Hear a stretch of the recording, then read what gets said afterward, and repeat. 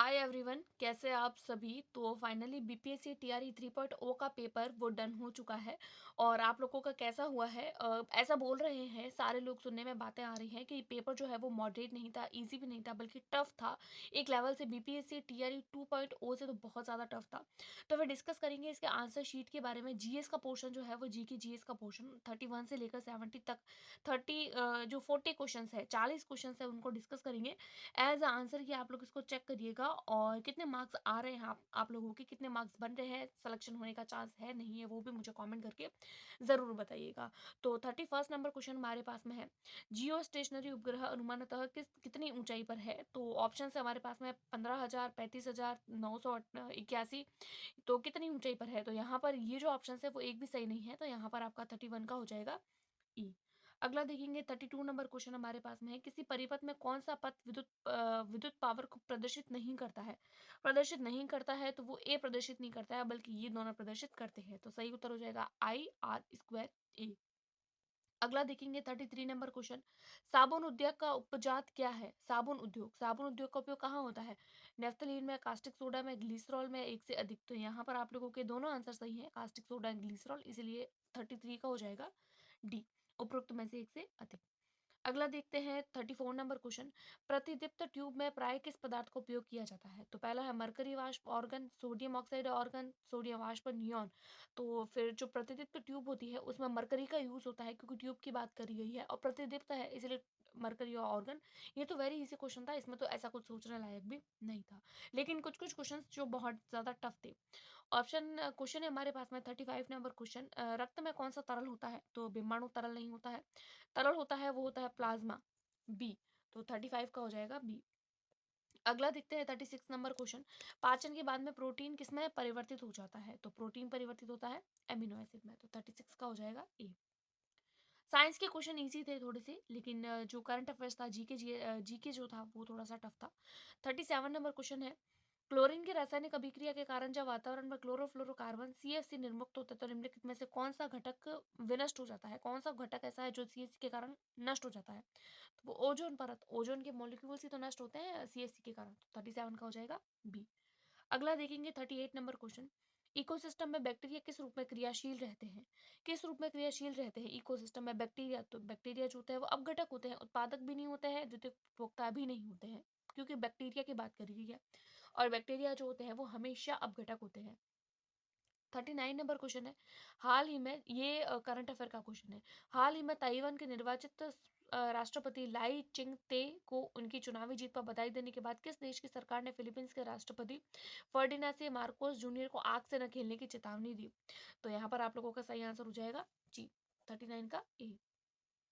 अगला देखेंगे 40 number question, विश्व आर्थिक मंच वर्ल्ड इकोनॉमी फोरम के संस्थापक कौन थे और जिसकी 54वीं वार्षिक बैठक जनवरी 2024 में दावोस स्विट्जरलैंड में हुई थी। तो यहाँ आपका सही आंसर हो जाएगा क्लॉस श्रॉप्स। क्लॉस श्रॉप्स 40 का हो जाएगा सी।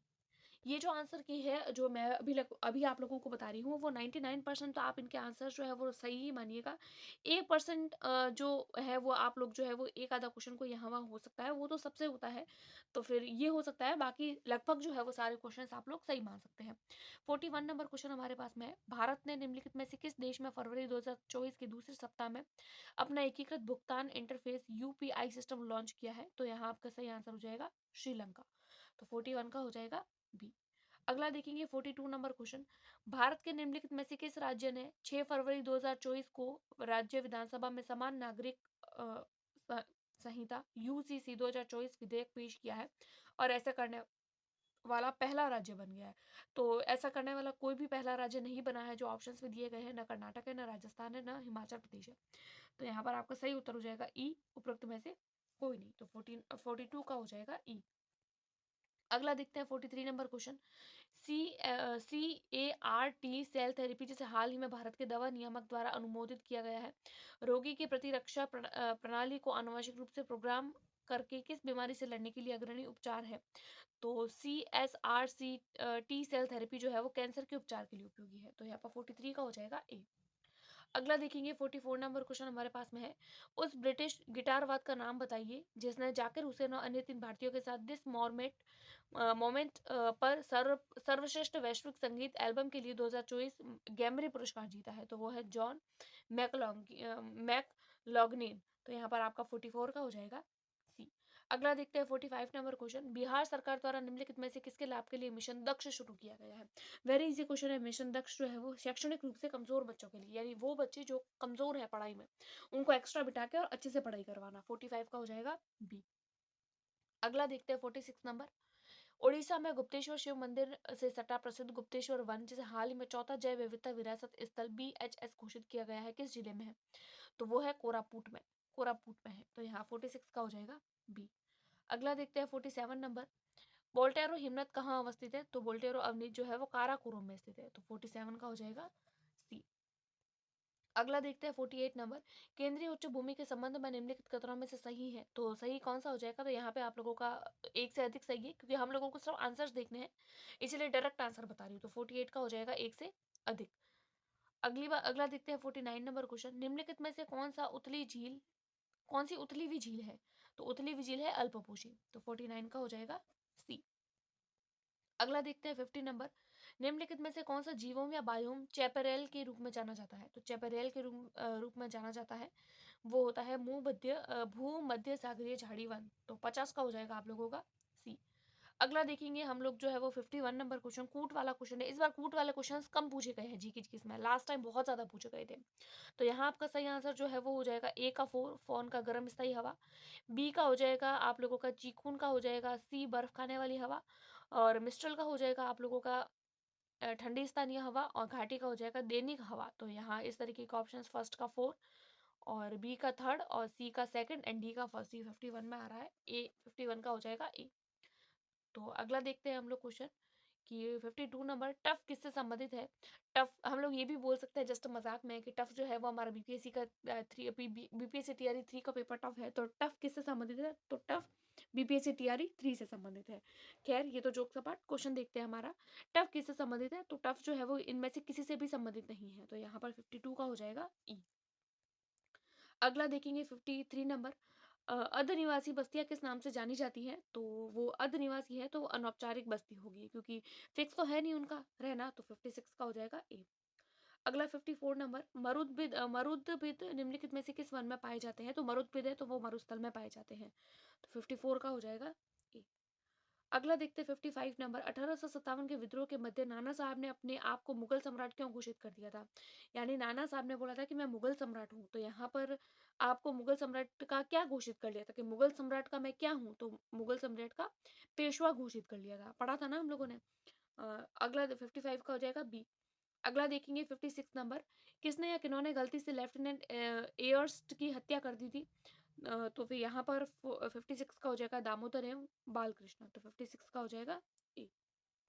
अगला देखते हैं 57 नंबर, किस मुस्लिम स्वतंत्रता सेनानी को भाईचारा एवं एकता दर्शाने हेतु गोल्डन टेम्पल की चाबियां सौंपी गई थी। तो यहाँ आपका हो जाएगा सैफुद्दीन किचलू। 57 का हो जाएगा बी। 58 नंबर, 21 अक्टूबर 1943 को किस स्थान पर SC बोस ने स्वतंत्रता भारत की अंतरिम सरकार का गठन किया था। तो यहाँ आपका सही हो जाएगा सिंगापुर। 58 का हो जाएगा बी। 59 देखते हैं, 1930 में बिहार क्षेत्र की राजस्व वसूली में धरना प्रदर्शन के कारण किसकी कमी हुई है, कितनी कमी हुई है। तो देखिए ये आंसर मैं कुछ कंफर्म नहीं कह सकती, क्योंकि एक से अधिक भी हो सकता है, उपरोक्त में से एक से अधिक कोई नहीं भी हो सकता है। तो 59 का डी और ई दोनों हो सकता है। बाकी देखते हैं जब इसका फाइनल आंसर की जो आएगी उस पर अपन डिस्कस करेंगे। तो हाल फिलहाल के लिए इसके डी ई दोनों मान सकते हैं। अगला देखते हैं 60 नंबर क्वेश्चन हमारे पास में, दक्षिण अफ्रीका में महात्मा गांधी किस स्थान से कार्यकर्ताओं की मार्च या यात्रा का नेतृत्व कर रहे थे। तो 60 का हो जाएगा डरबन से ट्रांसवाल तक। तो 60 का हो जाएगा ए।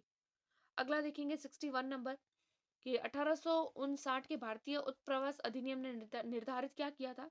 तो निर्धारित किया था कि बागान श्रमिकों को बिना अनुमति के चाय बागान छोड़ने की अनुमति नहीं थी। तो 61 का हो जाएगा ए।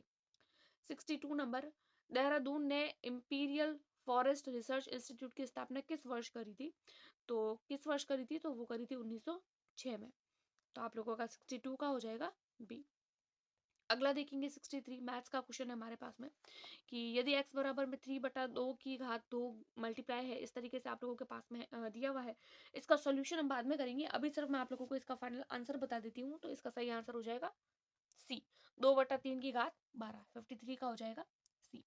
अगला देखेंगे 64 नंबर क्वेश्चन, 64 नंबर, 1000 रुपए 1000 पर 2 वर्ष के लिए 4% प्रति वर्ष की दर से ब्याज दर ज्ञात करना है। तो ब्याज दर जो हम ज्ञात करेंगे तो इसमें से कोई नहीं आएगा, तो उपरोक्त में से कोई नहीं, 64 का ई।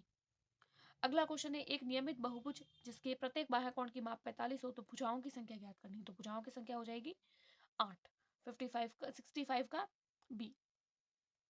अगला देखेंगे 66, एक घनाकार बर्तन 10 सेंटीमीटर लंबा और 8 सेंटीमीटर चौड़ा है। 480 घन मीटर तरल पदार्थ को रखने के लिए इसे कितना ऊंचा बनाया जाना चाहिए। तो कितना ऊंचा बनाएंगे, तो वो बनाएंगे हम 6 सेंटीमीटर। तो 66 का हो जाएगा सी।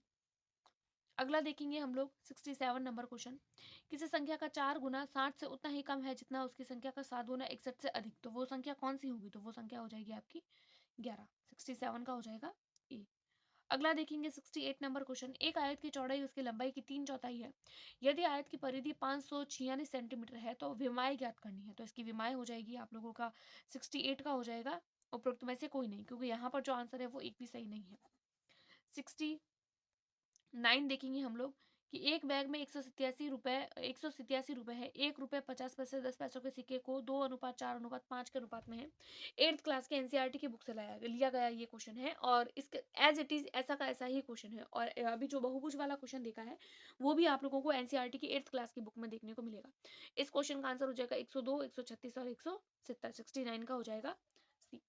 अगला देखेंगे और लास्ट क्वेश्चन आज की वीडियो का, यदि वृत्त की त्रिज्या 40% बढ़ा दी जाए तो उसका क्षेत्रफल कितना होगा। तो क्षेत्रफल उसका जो है वो आपका हो जाएगा सी, 96% बढ़ जाएगा। तो यहाँ आपका हो जाएगा सी। तो ये इस तरीके से कुछ कुछ क्वेश्चंस थे। इसके अलावा जितने भी और सब्जेक्ट्स हैं उनकी भी आएगी। अभी आप लोग इसको चेक करिए और एक एक करके मैं आप लोगों के साथ में शेयर करती जाऊंगी। कितने मार्क्स बन रहे हैं वो आप मुझे कमेंट करके ज़रूर बताइए और पेपर कैसा हुआ है वो भी आप मुझे ज़रूर कमेंट करिए। Thanks for watching.